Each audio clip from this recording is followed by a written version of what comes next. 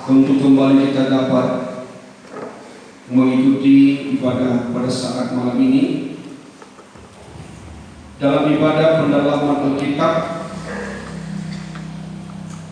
yang dimana kita merupakan satu ibadah yang harus kita dapat tekuni di dalam dunia ini. Sebab saudaraku yang dikasihi oleh Tuhan,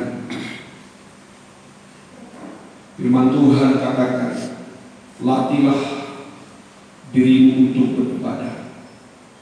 Jadi kalau kita beribadah di dunia ini, kita sedang melatih diri kita. Sebab nanti di surga tidak ada pekerjaan yang lain selain kita hanya beribadah kepada Tuhan. Alkitab mengatakan siang dan malam memuji Tuhan. Kalimat siang dan malam itu menunjuk pada lokasi waktu. Sebenarnya kalau Alkitab mengatakan di surga itu tidak lagi ada malam, tetapi hanya siang, keren. Maka kita belajar menjadi satu kehidupan yang melatih diri kita untuk beribadah pada Tuhan, supaya kita membiasakan kehidupan kita, membiasakan diri kita, supaya nanti di saat kita nanti masuk dalam surga, kita tidak heran kok terus beribadah. Maka kalau kita beribadah pada saat ini, melatih diri kita beribadah, ibadah itu sudah menjadi satu kerinduan, menjadi satu kehausan dalam kehidupan kita, maka itu nanti akan membawa kita masuk di dalam janji Allah atau masuk dalam kerajaan Allah. Maka pada saat malam ini kami akan mengajak kita untuk mendengarkan satu firman Tuhan. Saya mengambil dari surat Filipi pasal yang kedua. Ini adalah merupakan satu lanjutan firman Allah yang kita dengarkan dalam ibadah minggu kita. Sebab bicara tentang keselamatan itu adalah merupakan satu dasar panggilan hidup saya dan saudara, supaya kita belajar bagaimana kita menyikapi keselamatan itu dalam kehidupan kita. Dalam surat Filipi pasal 2 ayat yang ke-12, di sini ada satu pernyataan firman yang dikatakan oleh Paulus merupakan satu perintah atau merupakan satu ajakan supaya dapat mengerjakan keselamatan. Baik, kita coba akan baca ini dalam surat Filipi pasal 2 ayat yang ke-12 itu. Begitu kan, terus kan? Tetaplah kerjaan keselamatan. Ya. Hai saudara-saudaraku yang dikasihi, Ya. kamu senantiasa taat. Karena itu tetaplah kerjakan keselamatanmu dengan takut dan gentar. Sampai situ. Kalau kita tadi melihat dalam perikopnya, tetaplah kerjakan keselamatan. Jadi keselamatan itu tidak baku, saudaraku yang dikasihi Tuhan. Dan keselamatan itu tidak bersifat kalau kita tidak mengerjakan, tidak bersifat kekal ada dalam hidup manusia. Maka ada perkataan tetaplah kerjakan keselamatan itu. Keselamatan itu yang kita sudah terima adalah merupakan satu hal yang sangat kita butuhkan atau dibutuhkan oleh kehidupan manusia. Dan kita percaya seperti yang dikasih oleh Tuhan, saya dan saudara sudah mendapatkan keselamatan, menerima keselamatan itu. Tetapi yang penting kita harus kembali melihat firman Tuhan mengatakan kerjakan keselamatan. Nanti kita akan belajar bagaimana sikap kita harus mengerjakan keselamatan kita.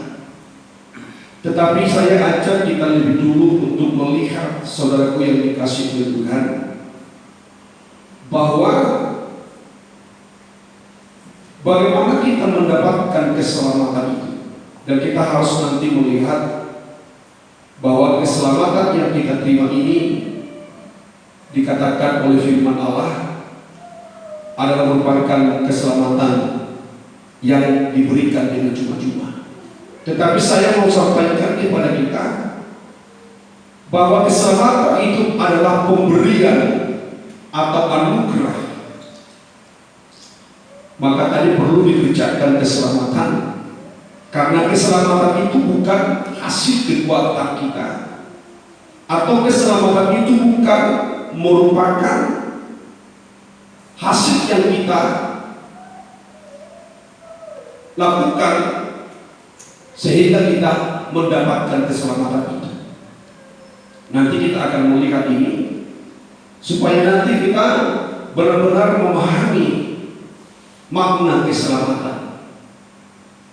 Ya, tadi kami katakan keselamatan yang kita dapat, keselamatan yang kita peroleh itu adalah anugerah. Jadi kalau kita dapat keselamatan itu anugerah, dan satu pun di antara kita tidak boleh mengatakan aku diselamatkan oleh karena hasil usaha. Tidak ada yang sanggup mendapatkan keselamatan dengan kekuatan atau hasil usaha sendiri. Tidak ada. Tetapi keselamatan itu mutlak diberikan Allah, dianugerahkan, dikaruniakan Allah. Coba kita akan nanti lihat itu dalam Efesus 2 ayat yang ke-5. Efesus pasal 2 ayat 5, supaya saudara nanti dapat belajar mengerjakan keselamatan itu.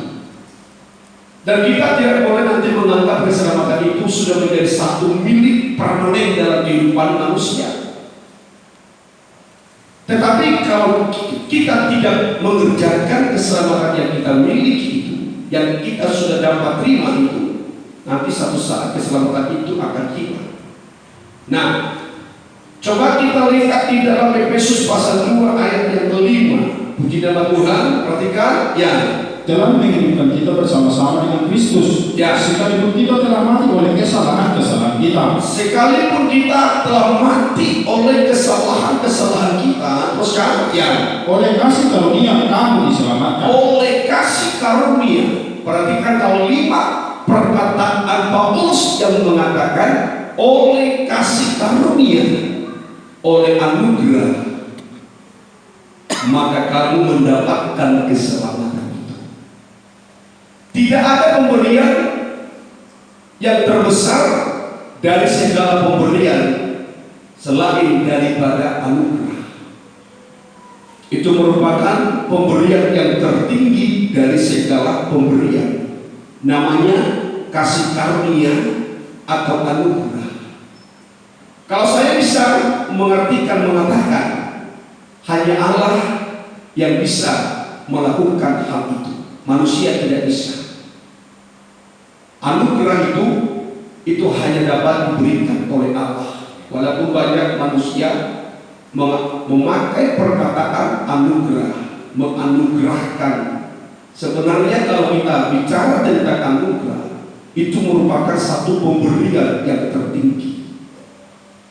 Dan itulah yang dilakukan Allah untuk keselamatan kita. Maka dikatakan oleh Paulus di sini, Ia telah menghidupkan kita bersama-sama dengan Kristus, sekalipun kita telah mati oleh kesalahan-kesalahan kita, tetapi oleh kasih karunia kamu diselamatkan. Maka saya mengatakan keselamatan itu adalah pemberian Allah. Berarti keselamatan itu bukan hak kita, tetapi itu hak otoritas Allah sendiri. Amin. Keselamatan yang kita peroleh itu diberikan oleh otoritas Allah, supaya kita nanti menyadari betapa bahagianya kita sebagai orang Kristen yang diselamatkan. Betapa luar biasanya kehidupan saya dan saudara yang mendapatkan keselamatan itu. Walaupun begitu banyaknya manusia terlalu mengabaikan keselamatan itu, terlalu banyak manusia meremehkan keselamatan itu. Padahal kami mengatakan bagaimana kita mendapatkan keselamatan itu. Paulus mengatakan keselamatan itu kita peroleh, itu adalah anugerah, adalah kasih karunia. Puji nama Tuhan. Dan kedua, keselamatan itu dapat kita peroleh dengan cuma-cuma. Perhatikan ini baik-baik. Mungkin kita agak sedikit menafsir kata cuma-cuma itu terlalu begitu rendah. Tetapi saya mengatakan kata cuma-cuma yang dimaksudkan oleh Paulus ini adalah merupakan satu nilai yang tidak terkatakan. Itu keselamatan, saudaraku. Maka di sini Paulus dapat kita melihat bahwa dia mengatakan bahwa kita menerima keselamatan itu dengan cuma-cuma. Perhatikan dengan baik dalam ayat 8 dalam Efesus pasal 2 ayat yang ke-8 itu, ya. Puji Tuhan, ya. Sebab karena kasih karunia kamu diselamatkan oleh iman. Itu bukan hasil usahamu. Itu bukan hasil usahamu. Terus ya, Tetapi pemberian Allah. Tetapi pemberian Allah, ya. Itu bukan hasil pekerjaanmu. Jangan ada orang yang menegakkan diri. Ya, itu bukan hasil usahamu. Kalau di dalam Roma pasal 3 dikatakan lebih tepatnya, kamu dibenarkan dengan cuma-cuma. Coba kita lihat di dalam Roma 3 ayat yang ke-24 supaya nanti kita melihat bagaimana harga keselamatan itu bagi kita. Ya, baik dalam Roma 3 ayat yang ke-24, puji Tuhan, sekarang ya. Dan oleh kasih karunia telah diberikan dengan cuma-cuma. Perkataan dibenarkan itu sama dengan diselamatkan. Paulus katakan oleh kasih karunia saya dan saudara telah dibenarkan atau telah diselamatkan dengan cuma-cuma karena terus kan? Ya, karena penebusan dalam Kristus. Karena penebusan dalam Kristus Yesus Tuhan kita. Maka kita dapat melihat di sini saudaraku yang dikasih Tuhan, bagaimana kita memperoleh keselamatan itu dalam kehidupan kita adalah merupakan satu hal yang sangat penting yang harus kita pahami dalam diri kita sebagai orang-orang yang diselamatkan. Perkataan Paulus yang mengatakan kita dibenarkan, kita diselamatkan dengan cuma-cuma, mengapa sampai dikatakan oleh Paulus itu? Perkataan cuma-cuma itu, kalau kita melihat satu benda yang diberikan dengan cuma-cuma, terlalu banyak orang menyebutkan itu, oh ini nggak bayar kok. Tetapi di dalam kebenaran firman Allah yang sangat perlu kita harus pahami dalam kehidupan kita, mengapa sampai keselamatan itu diberikan Allah dengan cuma-cuma? Karena keselamatan itu sangat bernilai tinggi sekali. Karena keselamatan itu sangat begitu mahal. Dan Allah tahu saudaraku yang dikasih oleh Tuhan, tidak ada manusia yang sanggup mendapatkan keselamatan itu. Oleh karena mahalnya, oleh karena besarnya nilai keselamatan saya dan saudara, maka Tuhan memberikan itu dengan cuma-cuma. Karena Allah tahu saya dan saudara itu tidak akan pernah sanggup mendapatkan keselamatan. Karena keselamatan itu tidak bisa kita bayar dengan materi. Oleh saking mahalnya keselamatan itu saudaraku yang dikasih oleh Tuhan, maka Allah harus memberikan itu dengan cuma-cuma bagi saya dan saudara. Seandainya Allah menyatakan keselamatan itu harus kita bayar, kita tidak terima dengan cuma-cuma, maka saya bisa mengatakan satu manusia pun dalam dunia ini tidak akan pernah dapat diselamatkan. Maka saya mengatakan jangan remehkan keselamatan itu.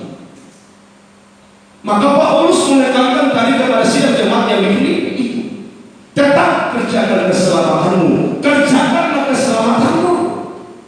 Sebab keselamatan itu, walaupun kau dapatkan itu dengan pemberian yang cuma-cuma, tetapi aku mengatakan kepadamu, keselamatan itu sebenarnya mengapa diberikan dengan cuma-cuma? Karena nilai keselamatan itu tidak bisa dibeli, tidak bisa diukur oleh manusia. Karena saking mahalnya keselamatan yang saudara dapatkan, yang kita dapatkan dalam kehidupan kita. tetapi begitu kita terlalu meremehkan keselamatan kita.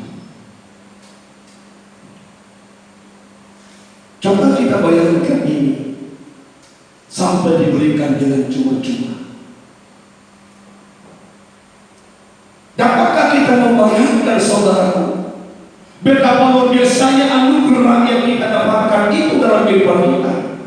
Dapatkah kita menyadari betapa luar biasanya pemberian Allah yang kita peroleh dalam kehidupan kita soal masalah keselamatan dalam kehidupan kita?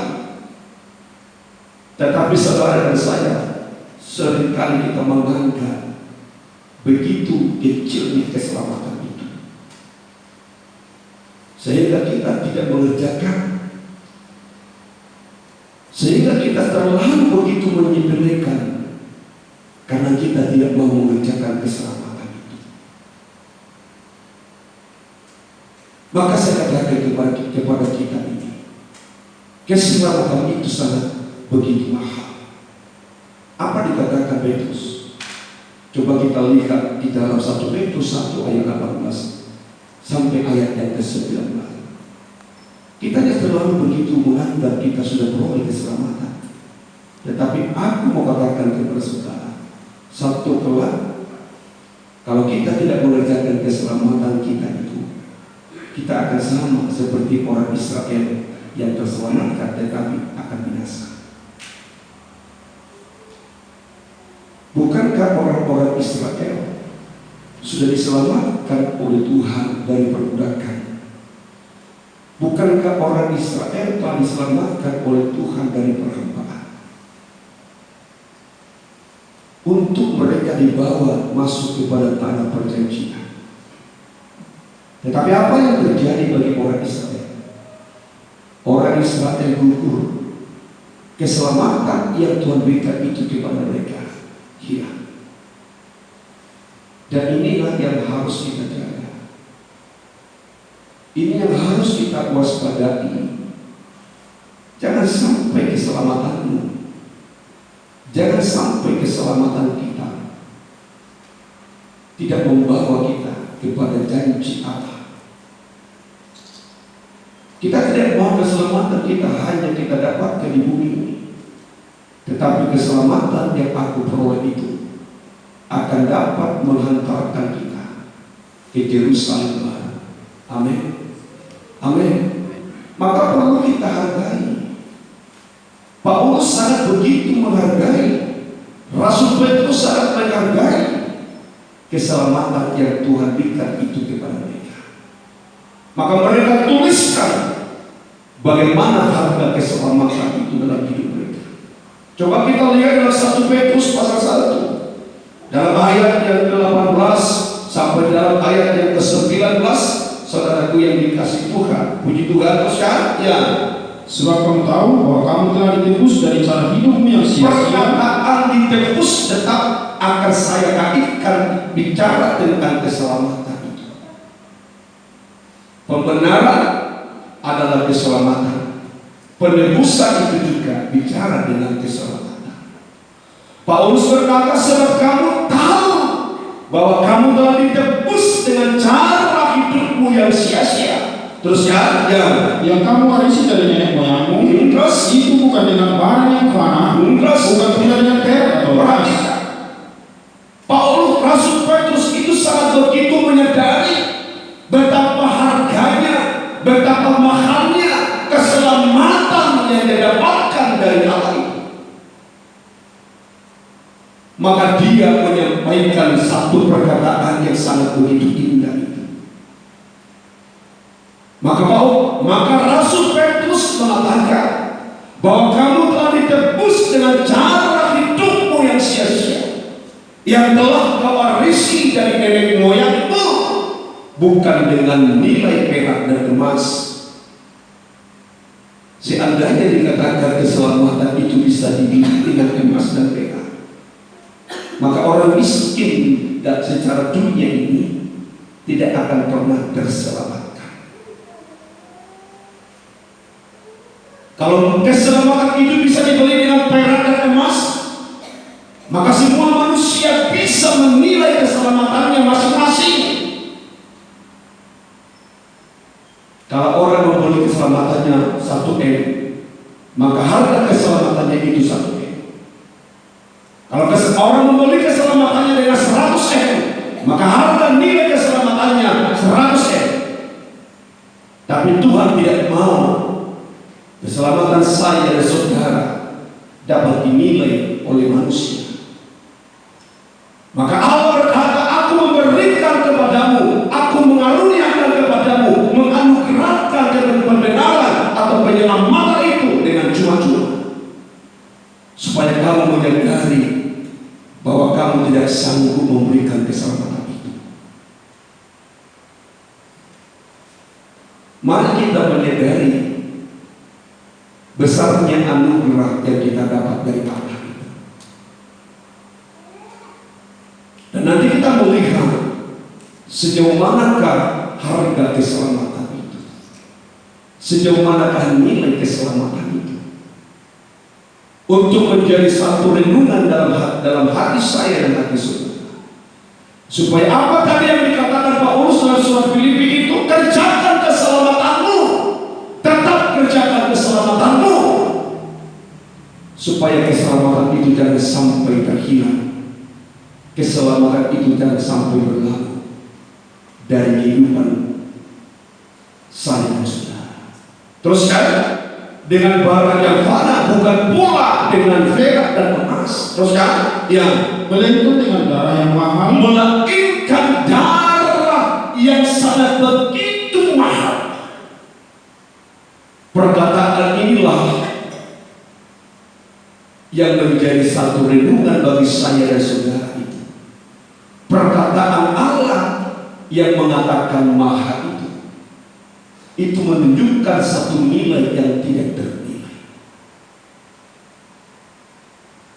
Itulah saking besarnya keselamatan, itulah saking luar biasa, saking begitu besarnya anugerah yang kita dapatkan dari Allah tentang keselamatan saya dan saudara itu.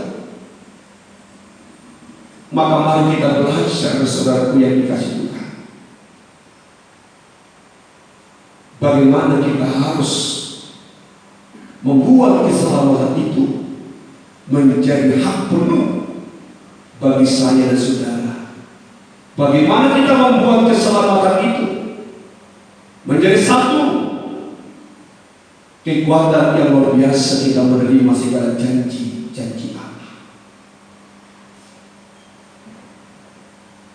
Sangat begitu luar biasa kalau aku mengatakan ini, untuk mengajak saudara bagaimana kita harus belajar menjaga keselamatan itu tetap ada dalam kehidupan kita. Rasul Petrus mengatakan, keselamatan itu memperoleh bukan dengan barang yang fana, bukan perak dan bukan emas yang dimiliki oleh dunia, tetapi aku mengatakan untuk saudara mendapatkan keselamatan, Allah harus mengorbankan apa yang Dia cintai, apa yang dikasihi dalam kehidupannya. Artinya Dia harus mengorbankan anaknya yang tunggal. Anak yang tunggal inilah merupakan kehidupan yang tidak ternilai. Yesus anak domba Allah itu merupakan satu harta yang tidak ternilai. Dari zaman ke zaman tidak ada yang sanggup menilai pribadi Allah, pribadi Yesus dalam kehidupannya, sebab begitu mahalnya nilai pribadi anak domba Allah. Oleh karena saking begitu mahalnya itu, maka mulai dari awal penciptaan, nama yang satu itu telah menjadi satu nama yang terpopuler di dalam dunia ini. Dapatkah kita membayangkan sebagai bangsa kafir?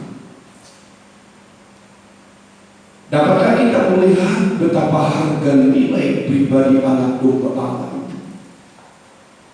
Kalau seorang manusia yang berharga di dunia itu, orang pasti banyak mengenal. Jangankan seorang gubernur,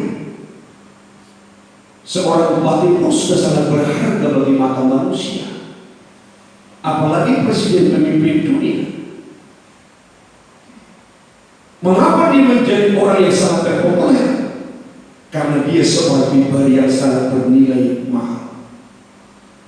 Begitulah pribadi anak domba Allah itu, bahwa dia seorang pribadi yang sangat begitu populer. Dari zaman ke zaman, nama Yesus menjadi satu nama yang sangat begitu populer. Mengapa?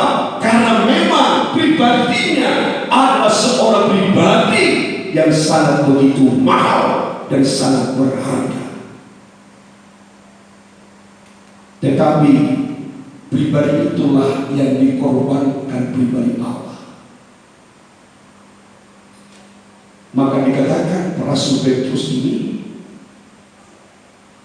kita diselamatkan oleh karena darahnya yang sangat begitu mahal. Sekali lagi saya katakan dan tekankan ini, bahwa keselamatanku itu dibayar dengan darah yang sangat begitu mahal. Maka untuk itulah Paulus ajarkan kepada jemaat di Filipi supaya kamu kerjakan keselamatan itu. Keselamatan yang kau sudah peroleh dengan cuma-cuma, jangan anggap menjadi satu pemberian yang sangat begitu rendah. Tetapi itu merupakan satu pemberian yang terbesar dari segala pemberian Allah. Amin.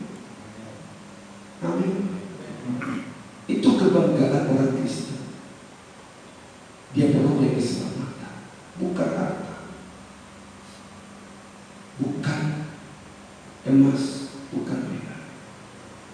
Sebagai orang Kristen itu, kebanggaannya adalah keselamatannya, bukan perak dan emasnya. Itulah yang harus kita jaga. Kalau kita menganggap keselamatan kita itu sangat mahal, kita harus pelihara. Bagaikan kita, kalau kita menganggap emas perak yang kita miliki satu perkara yang sangat berharga, maka emas dan perak itu akan kita pelihara, kita jaga, kita simpan. Tidak ada manusia yang membuang sembarangan emas perak. Tidak ada manusia yang menyembelihkan harta yang bernilai. Satu dari antara manusia ada emasnya 1 kilogram dicampak-campakkan.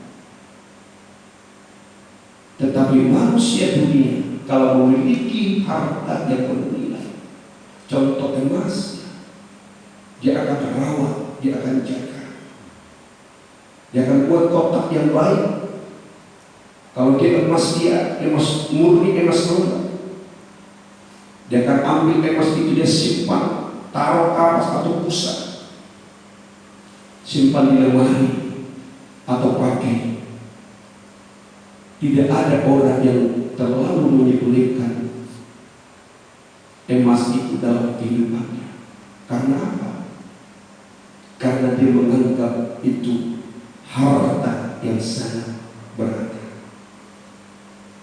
Mengapa keselamatan kita? Ayo kita merenungkan ini dulu. Renungkan ini.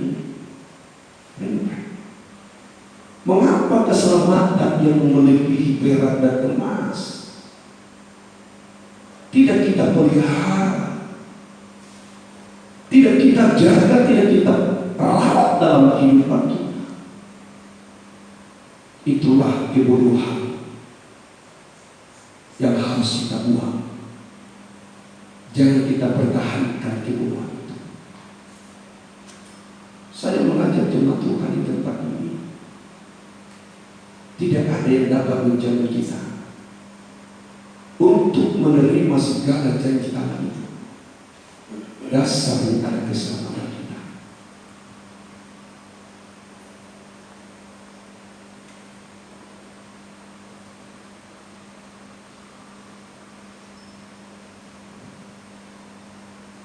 Kita menganggap sebagai keselamatan. Tapi Paulus dan Rasul Petrus, bagi dia keselamatan itu sangat begitu mahal, karena harus dibayar dengan darah, harus dibayar dengan kematian. Mari kita merenungkan bersama-sama. Satu ayat lagi untuk menguatkan hati saya dan saudara, dalam Roma pasal 5 ayat 8 dan ayat 9. Kita perhatikan dengan baik sebelum Roma pasal 5 ayat 8 itu. Dalam Roma pasal 5 ayat 8 dan ayat 9. Puji Tuhan. Ya. Akan tetapi Allah menunjukkan kasih-Nya kepada kita, Ya, oleh karena Kristus telah mati untuk kita. Oleh karena Kristus telah mati untuk kita. Terus ya, Ketika kita masih berdosa, terus ya, lebih-lebih karena kita sekarang telah dibenarkan oleh darah-Nya, ya, kita pasti akan diselamatkan dari murka Allah. maka saya mengatakan nilai keselamatan itu sungguh luar biasa.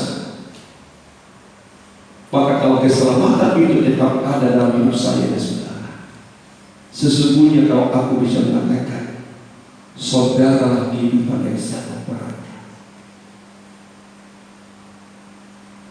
Kalau nilai keselamatan itu tetap ada dalam diri saya dan saudara, maka kita manusia yang sangat berguna bagi Allah. Kita manusia yang sangat begitu berharga, bernilai bagi Allah. Karena apa? Karena ada keselamatan itu.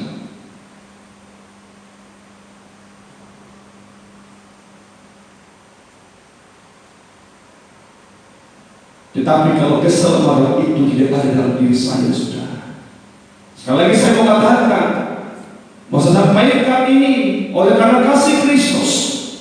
Kalau keselamatan itu tidak ada dalam diri saya dan saudara, maka saya mengatakan nilai saya tidak ada bedanya dari ciptaan-ciptaan Allah yang lain, termasuk nyata.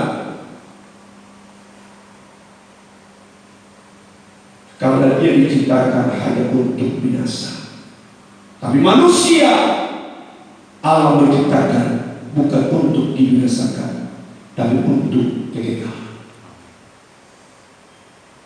Maka saya mengatakan, mari belajar pelihara apa yang dikatakan oleh Rasul Paulus kepada sidang jemaat Filipi, kerjakanlah keselamatanmu. Kita harus tetap mengerjakan keselamatan kita dalam kehidupan kita. Amin. Supaya kita belajar hari demi hari bagaimana kita hidup sebagai kehidupan yang memiliki keselamatan dan kehidupan. Maka untuk itulah kita akan masuk bagaimana kita harus mengerjakan keselamatan itu. Amin. Bagaimana kita harus mengerjakan keselamatan itu? Keselamatan tadi saya katakan yang sudah kita peroleh. Kita yakin kita semua mendapatkan keselamatan itu. Amin. Kita sudah peroleh itu keselamatan itu. Saya tidak tahu di antara yang ada pada saat ini ada yang belum mendapatkan keselamatan. Saya yakin kita sudah menerima keselamatan kita. Amin. Amin. Tidak ada di antara kita yang tidak mendapatkan. Tetapi bagaimana kita harus menjaga itu? Bagaimana kita harus memelihara? Kalau Tuhan mengatakan mengerjakan keselamatan itu bukan kekuatanmu, tetapi Aku di dalam kita. Bayangkan itu, betapa kerinduan Allah itu akan keselamatan saya dan saudara. kita lihat di dalam Filipi pasal yang kedua. Tadi kembali kita akan melihat ini. Apa yang dikatakan oleh Paulus, dikatakan tadi, kerjakan keselamatanmu dengan takut dan gentar. Terus kita baca itu. Ya, haleluya. Ya, saudara-saudara kasih, kamu senantiasa taat. Karena itu tetaplah kerjakan keselamatanmu dengan takut dan gentar. Perhatikan, kerjakan keselamatanmu dengan takut dan gentar. Perkataan Paulus yang mengatakan takut dan gentar itu bukan takut seperti manusia dalam dunia takut dan gentar. Tetapi kalau kita membaca dalam bahasa Indonesia masa kini, mengerjakan keselamatan dengan takut dan gentar artinya hormatilah Allah dalam kehidupan.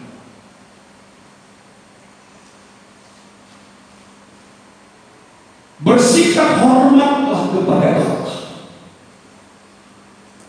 Coba ada di situ,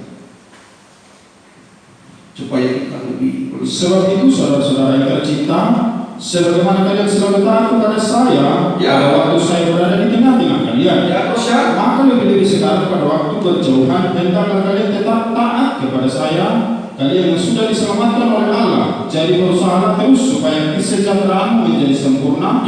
Lakukanlah itu dengan hormat dan patuh. Lakukanlah pekerjaan keselamatanmu dengan hormat kepada Allah. Itu artinya kita mengerjakan keselamatan dengan takut dan gentar. Mari kita, di saat kita mengerjakan keselamatan kita ini, tetaplah kita memberikan sikap hormat kepada Allah. Itu cara yang pertama yang diingatkan oleh Rasul Paulus kepada sidang jemaat di Kolose itu, supaya dia mengingatkan jemaat di Filipi itu, di saat kamu mengerjakan keselamatanmu, takut dan gentarlah engkau. Artinya hormatilah Tuhan Allah. Bersikap hormat kepada Tuhan. Jangan bersikap sepele. Jangan sampai kita bersikap remeh terhadap firman Allah. Tetapi firman itu merupakan pribadi Allah sendiri, di mana kita harus tetap bersikap hormat kepada Dia. Itulah yang harus kita lakukan dalam kehidupan kita sebagai anak Tuhan. Jangan kita menyangka Allah tidak melihat setiap sikap dan tingkah laku kita. Dimanapun kita ada, maka Allah ada. Apa yang kita perbuat Allah tahu. Tidak satu pun yang tersembunyi perbuatan-perbuatan kita kepada Allah. Apakah perbuatan saya, apakah perbuatan saudara menghina Allah atau menghormati Allah, Allah Maha tahu itu. Maka saya mengatakan, bagaimana kita harus menjaga keselamatan kita? Hormatilah Allah dalam seluruh sikap, tindak, perbuatan maupun perkataan. Ini tidak. Kita tahu menganggap Tuhan itu sebagai pribadi yang hanya sekedar pembantu atau sekedar kehidupan, hanya simbolitas dalam hidup kita. Tidak ada sikap yang hormat. Saya tidak membahas bagaimana kita harus menghormati Allah. Tetapi saya percaya dan yakin saudara adalah pribadi anak Tuhan yang sangat mengerti tentang menghormati Allah. Tetapi yang menjadi pertanyaan bagi saya dan saudara, adakah sikap-sikap semacam itu dalam kehidupan kita? Adakah sikap, tingkah laku dan perbuatan kita yang senantiasa menghormati pribadi Allah itu? Baik di saat berdoa, baik di saat beribadah, baik di saat melayani Tuhan, baik di saya di saat mendengar firman? Adakah sikap menghormati